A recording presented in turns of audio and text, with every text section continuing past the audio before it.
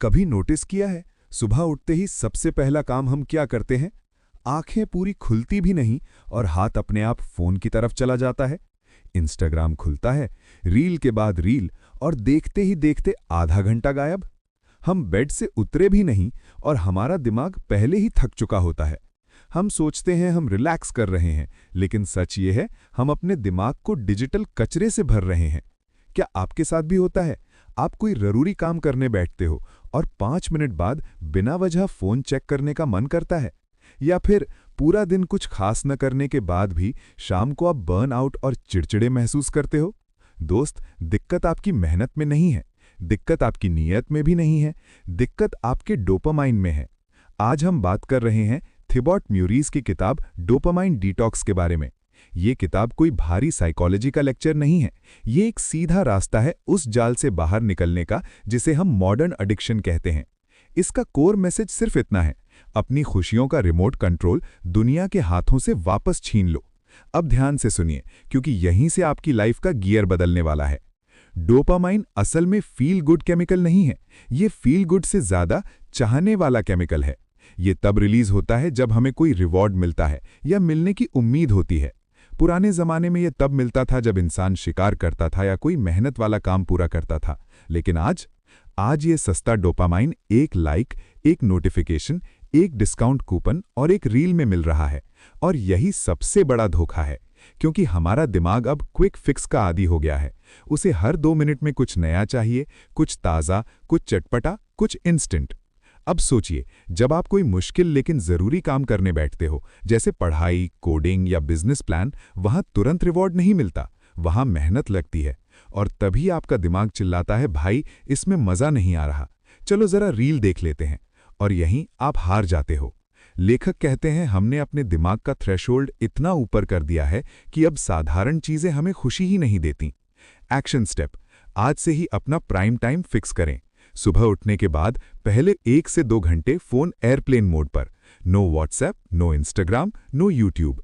अपने दिमाग को शांति से जागने दीजिए। और एक सवाल, क्या आप वाकई फ़ोन चला रहे हैं या फ़ोन आपकी उंगलियों को नचा रहा है? हम एक ऐसी दुनिया में रह रहे हैं जो हमें शांत बैठने ही नहीं देती। बस का इंतज़ार कर रहे हो, फ़ोन बाहर आ गया। लिफ्ट में हो, फ़ोन बाहर आ गया। खाना खा रहे हो, यूट्यूब चल रहा है। लेखक कहते हैं क्रिएटिविटी और डीप फोकस सिर्फ बोरियत की कोख से पैदा होते हैं। जब आप दिमाग को हर सेकंड इनपुट देते रहते हो तो उसे सोचने का टाइम ही नहीं मिलता।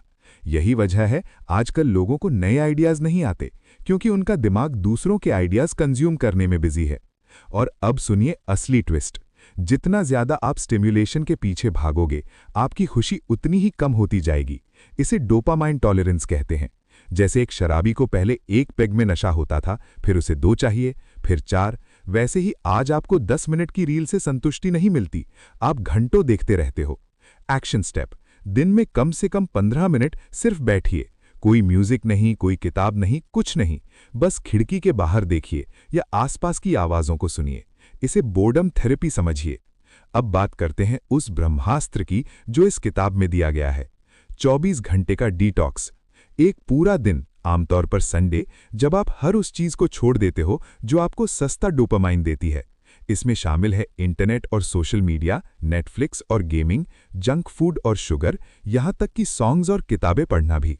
हाँ, पढ़ना भी। अब ये सुनकर लगेगा ये डिटॉक्स नहीं, ये तो जेल की सज़ा है। लेकिन यकीन मानिए, यही वो तरीका है जिससे आपके ब्रेन के रिसेप्टर्स फिर से नॉर्मल होते हैं। और फिर अगले दिन एक साधारण काम करना या एक सेब खाना भी आपको एक्साइटिंग लगने लगता है।